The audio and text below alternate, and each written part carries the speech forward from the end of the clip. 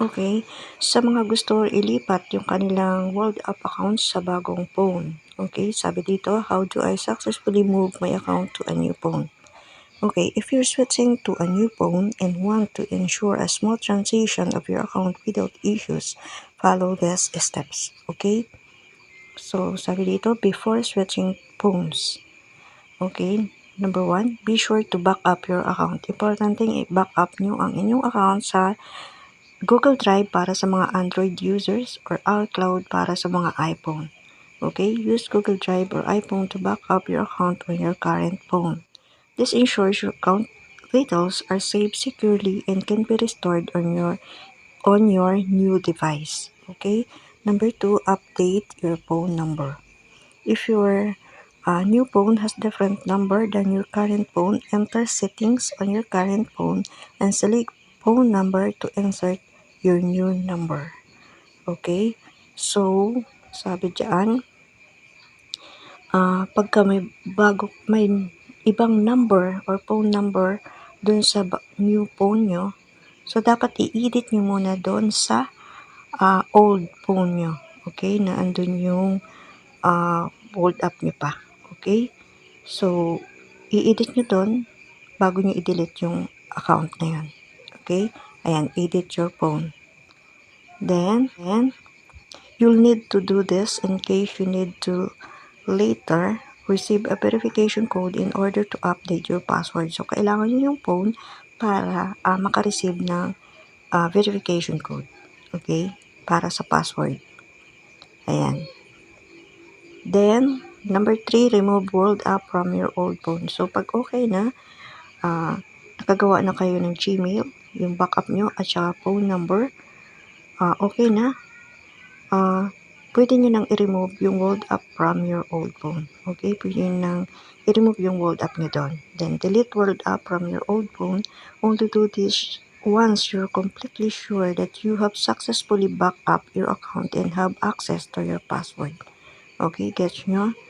Then, sabi dito, please note, World App does not have access to your password or private keys. Recovery is only possible if the following steps were completed during the initial setup of your account. Adding your phone number to the app, enabling cloud backup or Google Drive or iCloud. Okay. So, ayun na tayo dito, yung mag-move your account to a new phone na. So, doon na sa bagong phone kasi na-delete nyo na yung nasa old phone nyo. Okay. So, pag in-open nyo na yung World App nyo dun sa kabilang phone, sa new phone nyo, sabi dito, select existing phone. So, open World App on your new phone and choose the existing account open to restore your account from a backup. It is very important that you do not select new account, which will force you to create a new account and prevent you from restoring your old account. Okay, ayan. So, pag in-open nyo na yung World App nyo sa new phone nyo, ito yung makikita nyo. So, pipiliin nyo yung existing account. Okay, existing account, then iti-check nyo itong I agree with use terms and condition. Ito, check nyo yan, then choose existing account. Then number 2, choose backup method. Select the method you'd like to use for restoration from the list provided. Android account through Google Drive or iPhone account through iCloud. Make sure your Google Drive or iCloud accounts are signed in on your new phone before reaching this step. Okay? What do you want to restore? Question then. So, pipiliin nyo yun. Okay? Yung restore with Google Drive. Check nyo yan para sa mga Android. Then sa iPhone naman, restore with iCloud. Okay, yan yung pipindutin nyo. Then, number 3, restore from backup. If you back up your account previously, the backups will appear for you to choose the correct backup to restore your account. So, pag na-backupan nyo naman yung Google nyo, yung World App nyo, dun sa old phone nyo dati, so makikita nyo yung Gmail nyo dito. Select a backup to restore. Okay, makikita nyo yan dito. Then, i-click nyo lang yung account na yun. Then, click nyo yung continue pag okay na.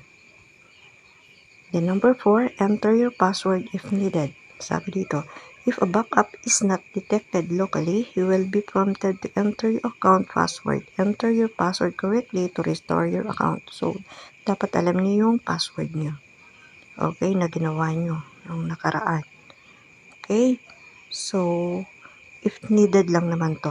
So, pag nakita niyo naman yung Google, ayan, yung Gmail niyo dyan, so, no need naman yata na nagawa pa ng password. Ayan. Pag kailangan, ilagay nyo yung password. So, number 5, account successfully restored. If a backup exists, your account will be restored on your phone. So, napaka-importante talaga yung backup account, then phone number. Yun lang naman ang kailangan. Yung Gmail or yung backup nyo, then yung phone number. Okay? Then, your account was restored. Then, dismiss. Ayan. Then, sabi dito, what if I did not enable backup or add my phone number? Paano pag wala yung backup nyo or phone number? Remember, if you don't add your phone number to your account, enable or cloud backup during the setup, it will not be possible to recover your World App account and wallet. Okay, so hindi na siya marirecover pag wala yung backup or yung phone number. To avoid this issue in the future, make sure you enable cloud backup and link your phone number as soon as possible. So, ulitin ko, napaka-importante yung backup niyo sa account, then yung phone number. Yun lang, dalawa. Then yung password, don't forget din. Okay, yun lang.